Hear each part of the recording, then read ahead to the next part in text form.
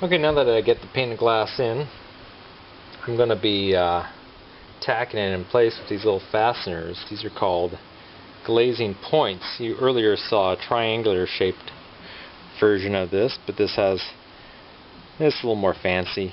It allows you to install them a little bit easier. I'm just going to use a little blade here. You want to make sure that it's in as straight as you can. Position them against the glass as tight as you can get them, and just push them in. And this will hold it in. You could even use a little hammer to tap it. Try not to break the glass. And that will hold the glass in until you could get the glaze in. And you want to put at least 2 on the bottom, 2 on the top, and at least 1 on the sides. I'll figure out how much it takes, but we'll stick it up on top. And these are pretty easy to stick in. You just stick them on your knife, your blade, and just push them in. And here's a close-up of installing one. I just apply pressure straight in. Try to stick it in as far as I can go. You can kind of see it there. And I'll tap that in, make sure. You want them to go below the edge of the wood so you don't actually see these. And so I'm going to push this in, hammer it in a little bit more. And there you go. I did stick in 2 on each side, so 1, 2, 1, 2, 2 on top, 2 on the sides. And you could see the glass is a little bit below the top of wood, but I still have enough lip there to hold on to the wood well. If it was a little bit closer, then I would probably lift up the bottom of the glass somehow, maybe put a little shim there, so it'll be a little higher. I think this will be okay. It's probably 1/4 of an inch there and 1/8 of an inch there, and that should be okay. So my next step is glazing. Fun. See you next time. So this is probably my least fun part of the project. Glazing. I got a brand new container of glaze. This is for window glass, and I get fresh stuff every single time because when it ages it's harder to use. So make sure that if you have some on hand, make sure that it's nice and supple, or just buy this little container is probably about $5. So make sure you use fresh glaze. And this is what the fresh stuff should look like. It should be pretty much like, I guess putty. If you have kids, kind of what their little their little clay looks like. And so it's workable, malleable, and so you could get it in the cracks and work it in. So what I like to do is not worry about being neat right at first. I like to just actually kind of use my hand. I just kind of apply it in, kind of working it in there. Just get some of this stuff just in place. Try not to get it too dirty. Just kind of stick it in place as best you can. Kind of overbuild it. And then what you want to do is apply a little pressure with your blade, just so it kind of gets in there and just work its way back. Don't worry about the stuff that squeezes out. That stuff you'll clean up later.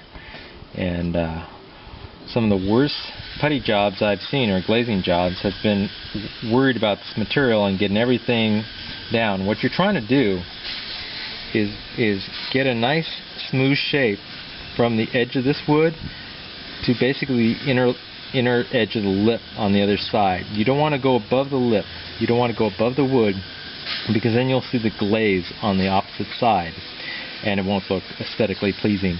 So you're just trying to get that nice beveled appearance, applying pressure and just pulling back slowly.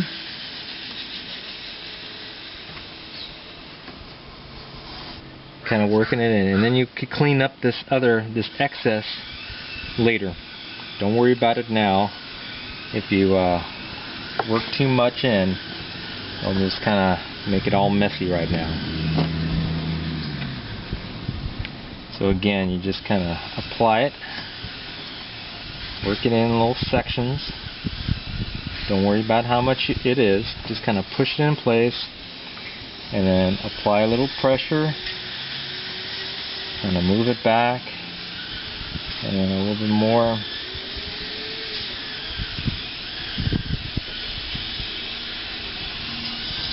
And then it'll kind of squeeze out at the end there. But this you don't worry about. So in cleaning, you just kind of scrape the top a little bit, and you just kind of move it out of the way.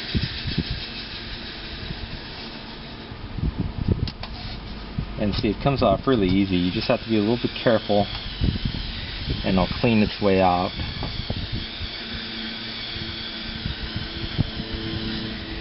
And then you have it. There you have it. It's a little bit high. I want to make it a little bit lower, so it's not above that wood. I'm going to lower it.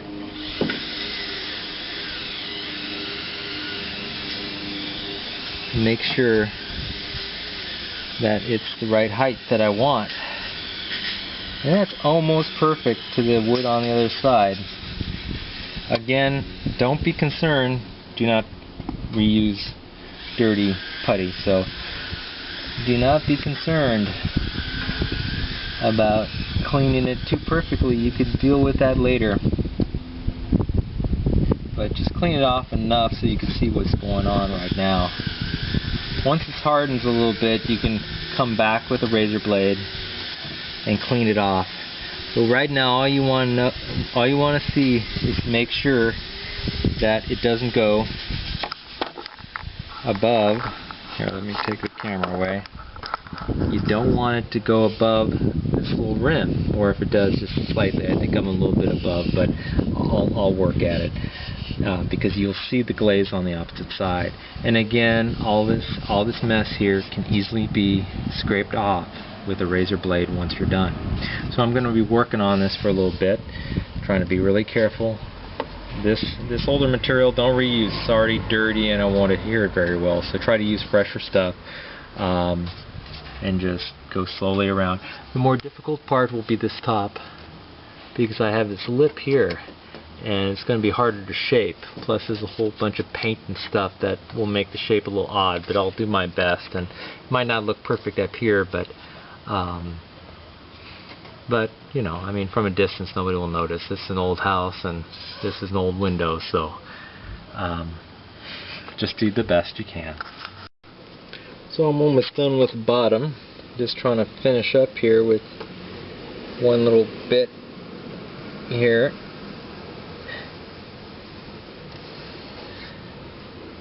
And as you work it more, you're going to get, you want it as smooth as possible. I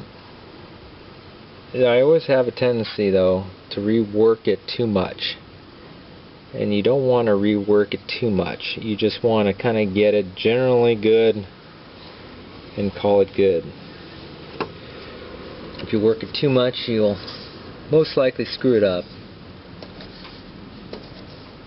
And then you'll not be happy with the results, or you'll just have to redo it. So once you get it generally smooth without major flaws, just call it good and go on to the next side. And again, don't be too concerned about the mess you've left. You'll clean that up later. And I think I have it pretty good here. There's a little fingerprint here. There we go. Just so it's reasonably smooth. And that's actually better than the original, so it works for me. I'll finish up here now. So I just want to show you what's happening here. The blade I'm using, I can't really get in there to get the right shape. Here I can actually do an angled shape. Here I just, this upper window is in the way. So if I went like this, it'd be much too steep. I looked around for different shaped tools. This one's still slightly too big. This is just a chisel. But I did finally find just a simple large screwdriver, which this provided me enough room to get in there and do the little shape that I want.